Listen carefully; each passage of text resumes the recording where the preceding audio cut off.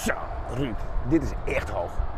Ja, dit is 25,60 meter hoog met een fantastisch zicht. We staan op een gebouw wat nu 32.000 meter groot gaat worden, een warehouse. We krijgen 45 docks. Er zitten 5200 palen in de grond. En ongeveer een 5000 vierkante meter kantoor.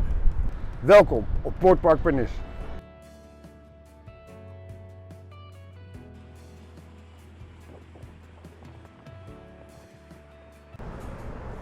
...30.000 vierkante meter, dat is echt veel. Ja, dat is Hoe zijn we eigenlijk begonnen?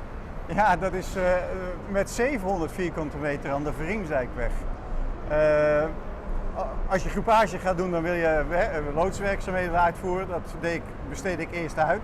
En dan werd het zoveel, toen heb ik eigen loodsje begonnen met 700 vierkante meter. En op een gegeven moment hadden we 4, 5 van die loodsjes. Ja, dat werd niet echt werkzaam. En toen kreeg ik de tip op een gegeven moment dat de grond beschikbaar kwam hier aan de Marco Polostraat.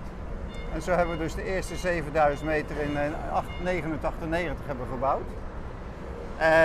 En daarna hebben we dus steeds grotere stappen gedaan, uiteindelijk naar de Maasvlakte, Botlek en nu hier deze 32.000 meter. Dus onze groei is altijd gepaard gegaan met het bouwen van loodsen?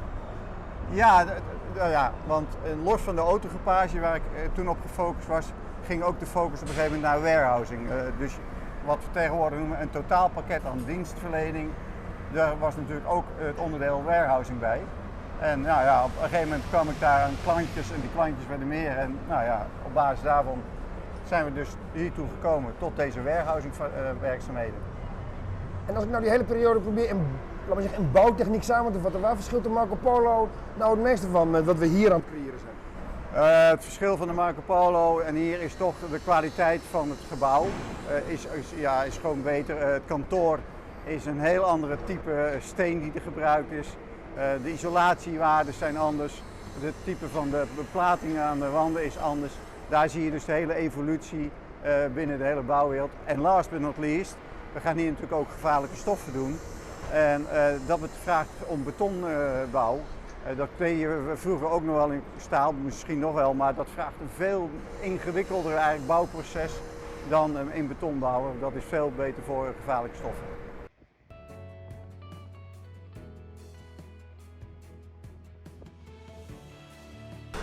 In al die jaren is natuurlijk het leven op kantoor ook enorm veranderd. Ja, absoluut. Als je alleen al kijkt naar een klimaat. We zijn begonnen ooit met topkoeling. Dan had je buiten de temperatuur minstens een bepaald aantal graden, 7 graden was het normaal. Nou, dan was het zomers toch nog hartstikke warm. Daarna kregen we natuurlijk airco.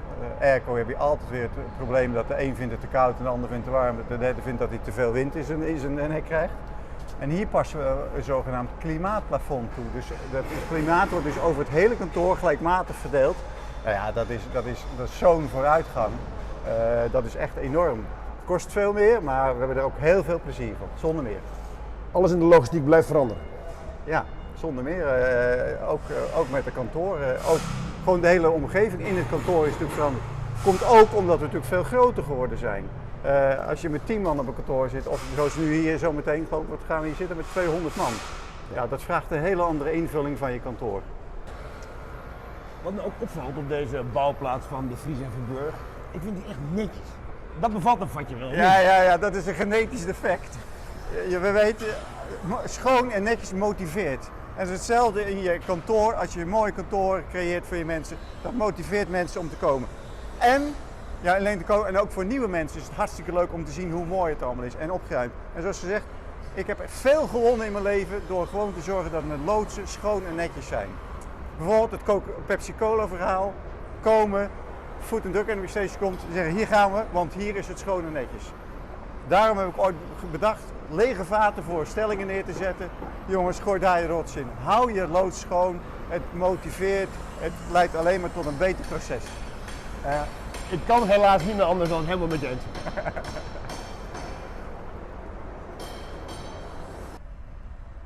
Het volgende filmpje moeten we zeker met de Vries en Verburg doen, want zo'n bouwplaats bewijst maar weer. Alles draait om logistiek. Ja, als je kijkt alleen al op duizenden betonplaten van 8 ton per stuk, de kolommen. Ja, en weet je, we zien eigenlijk nog steeds niet alles, hè, want dit is maar een deel van het gebouw wat we zien. Hè. Indrukwekkend. Let op, er komt nog veel meer bij. Dus nee, alles draait om logistiek. Dat is hier ook weer van toepassing. Niet alleen in ons vakgebied, maar alles. Ook in de bouw.